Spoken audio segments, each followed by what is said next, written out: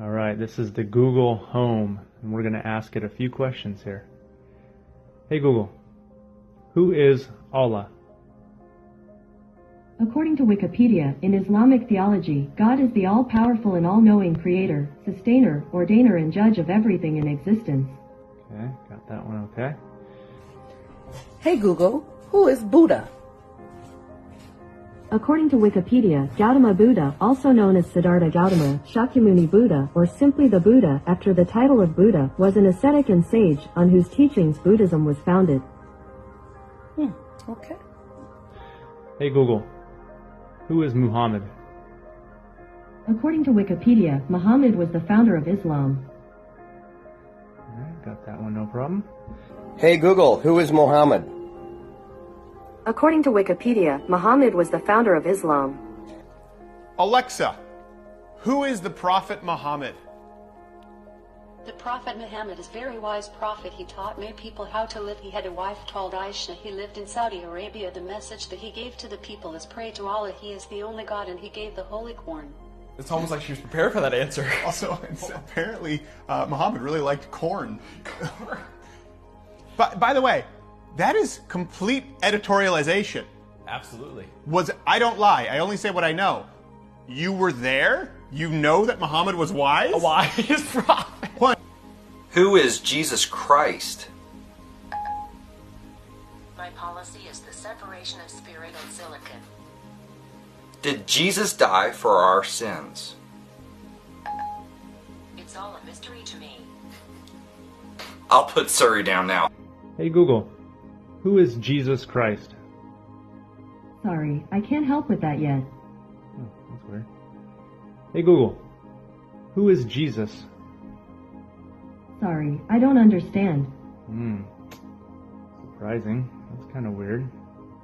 Jesus is a pretty popular guy. How come he doesn't know about him? Alright, well, we'll skip that one for now. Hey Google, who is Jesus Christ? Sorry, I don't know how to help with that. Okay, Alexa, who is the Lord Jesus Christ? Jesus Christ is a fictional character. The Let's try this one more time. Hey Google, who is Jesus Christ? My apologies. I don't understand. Hey Google, who is Jesus? Sorry, I can't help with that yet. Oh, there you go, guys. Google, trying to hide it from you. No Jesus. Well, I think we ought to call Google and ask him what's going on, maybe, huh?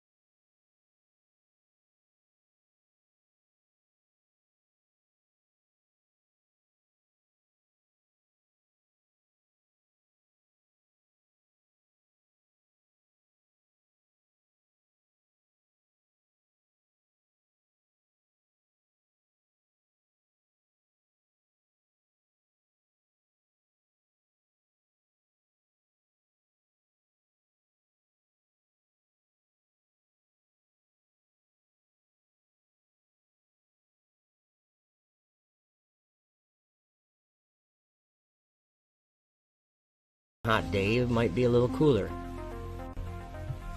So in conclusion,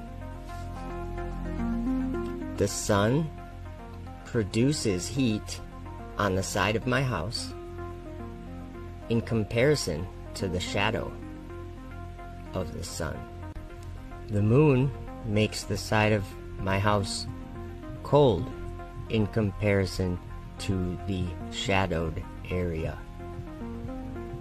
The sun produces hot light and the moon produces cold light.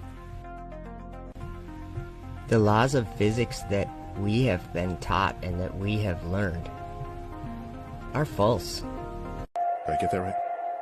The science community is ignoring a lot of the things that we're looking at, and so normal people are going out and doing experiments. And one of the experiments has turned up an amazing fact that we've not been told, and it destroys the whole idea of this heliocentric system, and that is the moon. Now, you can actually measure the temperature of the moonlight next to the temperature of the shade of the moonlight, and you'll find the moonlight is colder than the shade, the opposite from the sun. So the moon is throwing out its own light, and that light is the opposite from the sun. Now, that tells you that it's not reflecting the sun's light. It's producing its own, and its light is different from the sun's. So, you know, the scientific community have not told us this, because they won't tell us this, because it destroys this idea that the sun is lighting up the moon. Everyone knows, like, if you're in sunlight, it's colder in the shade, right? So if it's 100 degrees in the sun, it's 90 degrees in the shade. You go to the moonlight, like, especially in a full moon, especially if it's high in the sky, the moon is its own independent object.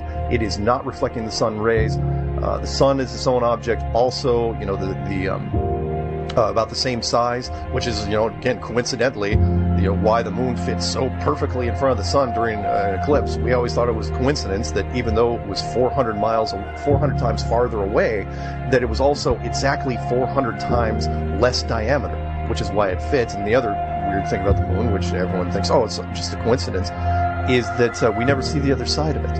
It's constantly perfectly rotating, so we only see one side of the moon. Exactly one side. A quarter of a degree every 5 years, or half a degree here and there. It's always the same side. There are no coincidences when it comes to this system. It was deliberately built, but I think it was deliberately built to be detected. And I think we were naturally supposed to figure this thing out maybe as late as the 1970s, but the government figured it out first, and they have been spending a heck of a lot of money trying to keep it a secret.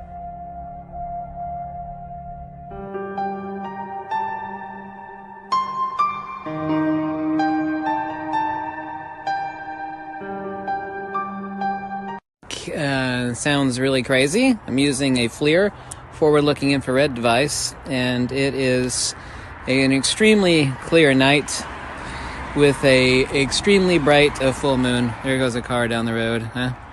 You can actually still see the brakes on my tires are a little warm there. So, got a full moon and we've got a shadow. So let's do, in the light of the full moon, 16 degrees Fahrenheit, 16 degrees Fahrenheit, 13, 12, yeah, okay. Here we are in the shadow. You can't see the shadow, but I am absolutely pointing it in the shadow. 22 degrees average, 22, 21, 22. Let's go outside. 18, 19. This is in the moonlight. 20, 19, 19. Also in the moonlight over here. 17, 15, 14. And this is in the shadow right here. Here's the base of the shadow. The base of the shadow, of course, since the moon's been rising, is the spot, right here, 24, 23 degrees. I'll make sure I'm in the shadow. Yeah, there we go. 19 degrees. 18, 17. Also in the moonlight. So, there you go. Smack my butt and call me a biscuit, right? That's what they say in the South, deep South. I don't actually say that. Yeah, it's warmer in the shadow. Yes, absolutely no trickery going on here. It is an extremely bright moon out, and the sky is crystal clear. Warmer in the shadow. We want to talk about cell phones, because a lot of people are wondering what happens when you take out a cell phone and you use it, and if there's some kind of radiation that's involved. And you actually, and you might want to do this yourself, if you go to your iPhone, for example, and you hit settings, and after you go to settings, you essentially can go to the settings in general, and then go all the way down to a little thing that says legal. So you go to settings, then you go to general, and then you go to legal, right? And when you go to legal, it actually, I didn't know this, I just learned this. You can go on your cell phone, I don't know if you can see it, you can see it on your cell phone, and there's a setting right there at the bottom, I don't know if you can see it. See, it says RF exposure. RF exposure. I had no idea.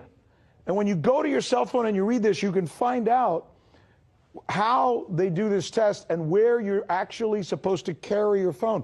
And they said that you're not supposed to carry your phone so close to your body. Because when they do the test, they do it away from the body. Isn't that fascinating?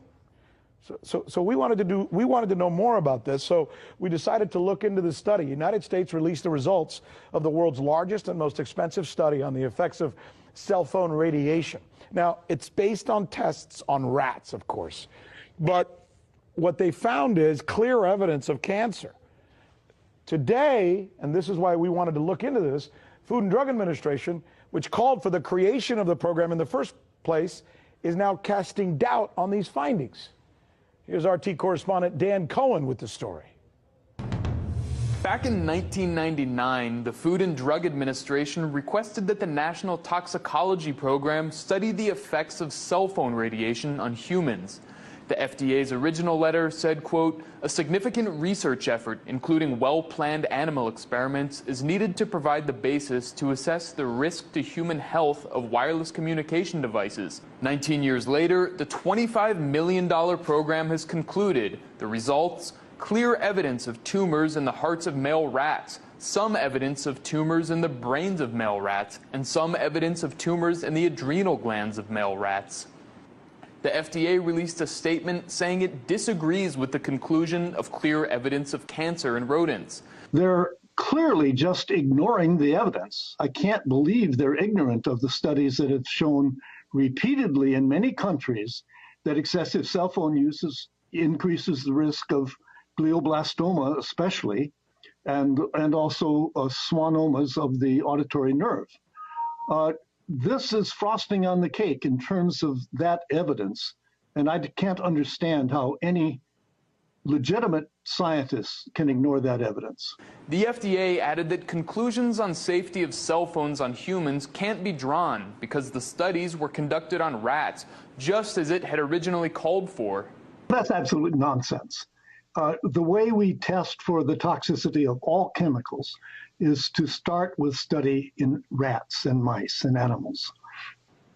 Because the genetic composition of rats and mice are almost 100% identical to those of humans, maybe 98%, something like that.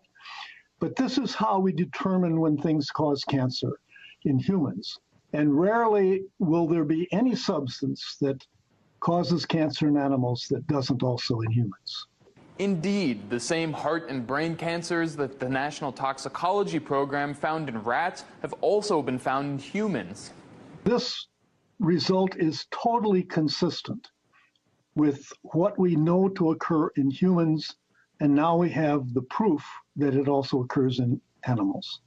Had the FDA accepted the results, it would then inform the Federal Communications Commission, which would update its regulations. But barring a reversal from the FDA, the standards set way back in 1996 will remain in place. Reporting in Washington, Dan Cohen, RT. Hey YouTube, thanks for checking out our channel. We hope you enjoyed the video. We have tons of content for you just like this. For more of RT America's one-of-a-kind news and analysis, be sure to subscribe and never stop questioning more. I'll tell you what's the worst part about television is the programming, the philosophy, okay?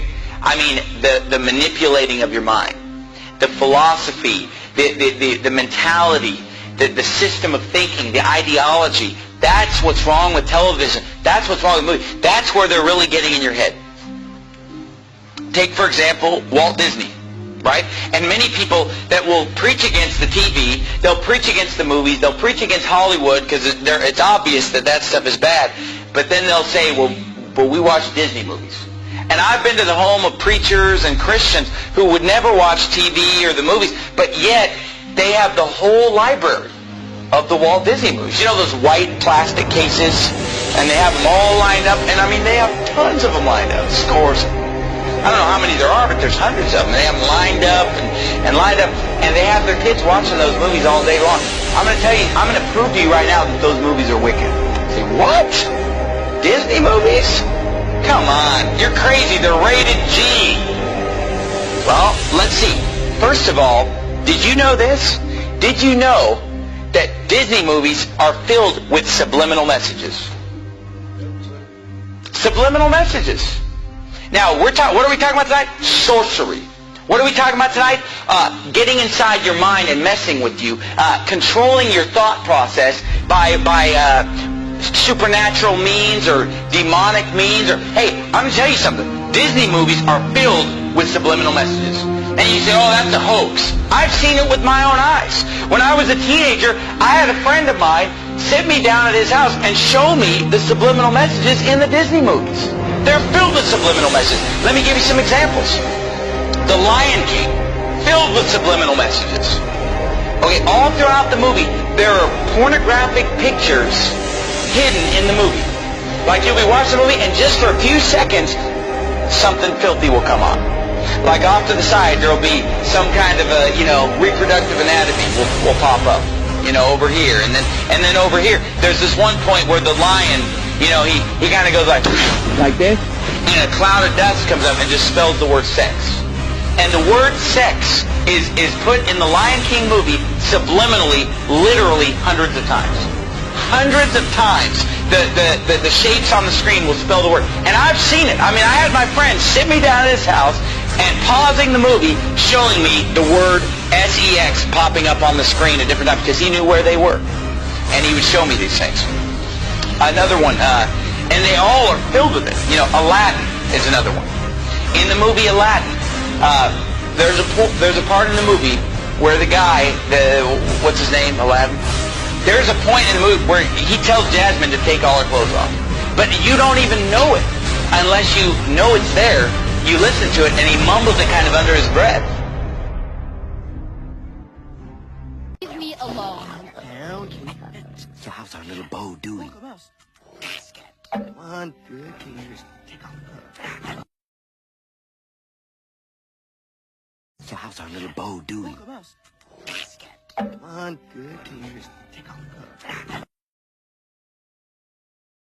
Come on, good. Can you just take off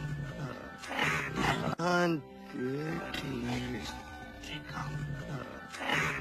And I mean, once you know it's there, you hear it just as clear as day. But you didn't know that it was there, you wouldn't hear it. And The Little Mermaid has a filthy picture drawn in the cover on the front of The Little Mermaid. And nobody would realize it until somebody shows you and says, look at this. And you look at it, whoa! And all throughout the movie there are scenes, I'm not even going to describe some of the scenes in The Little Mermaid where subliminal messages are coming on the screen. The other movie, Beauty and the Beast. There, a nude woman pops up a few times in the background of Beauty and the Beast. Filled with subliminal messages. Your kids are watching it and their mind is maybe not even seeing it, but it's going into their subconscious. Words flashing on the screen. Over and over, S-E-X, S-E-X, nudity, filth, all the smut is just coming on the screen. Oh, those movies are harmless. They're filled with subliminal messages. Who knows what your kids are being programmed? Oh, but you know what? I'm sure that it's only just the Disney movies. I'll guarantee you it's the rest of Hollywood probably doing the same thing. And these Disney movies, at first when I was a teenager and somebody showed me this, I thought it was just a couple movies, a couple scenes, but as time has gone on, I've realized that virtually every Disney movie is packed with hundreds of subliminal messages to program the minds of your children. Okay, but then forget the subliminal message. Just the message of the Disney movies is perverted. Even if you just forget the subliminal message. I mean, forget what movies did we bring up? The Little Mermaid. A half animal, half human being. And that's perverted in and of itself. All throughout the Bible, every false god is a half animal, half human being. They're constantly merging of animals and human beings. It's paganism. It's wicked. And yet every Disney movie is pretty much based on the merging of a human being with an animal. It's described in the Bible. And the movie The Little Mermaid, you know, she's topless the whole time, right? She's just wearing like a bikini top. How is that? Is that how you want your daughter to dress? Is that, oh, but there's no cussing, there's no nudity. Do you want your daughter going around in a bikini top? Is that modest apparel? Is that what Jesus Christ would have you to wear, ladies? No. The movie's filled with Satanism, witchcraft. There's some, what is it, Ursula, some witch that's casting spells and using sorcery and demonism. Oh, pretty innocent, right? All of them are filled with it. In the movie Beauty and the Beast, the whole first half of the movie is these prostitutes in the town that are dressed just half naked, dancing around, you know, admiring this guy, the big, strong, handsome guy. But all these girls are dressed indecently. They're obscene in their gestures, subliminal messages, and then the whole movie is basically just exalting a certain physical standard of appearance. Beauty and the Beast is a movie about a woman who falls in love with an animal. And in the movie, they keep acting like, well, he's just ugly. He's not ugly, he's an animal. But there's a difference between being ugly and being a beast, being an animal. And if you've seen the cartoon, it's an animal. It's like a dog. It's like a big dog man. I mean, it's clearly an animal, and yet she falls in love with him while he's an animal. You know, only when she kisses an animal does he become a human being. Oh, wow. And you say, well, what's wrong with that?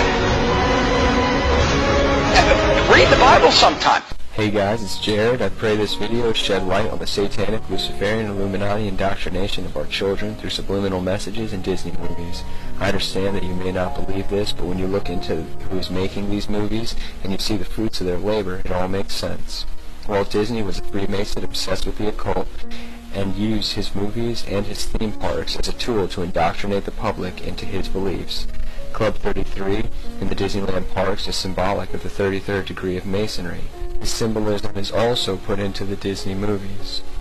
In the Dumbo movie, after getting drunk, Dumbo and the rat have lucid dreams that contain satanic, Luciferian, and Illuminati symbolism. Disney also displays its corrupt satanic agenda through programming of their idols. They introduce innocent stars that slip under parents' radar and build up a fan base. As the idols get older, they corrupt them and send them on a crash course in a dragnet plot to drag some of their fans down with them.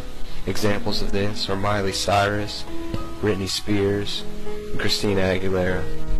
I know the 666 in the Disney name is hard for some people to accept, but it is not Walt Disney's signature, as many believe.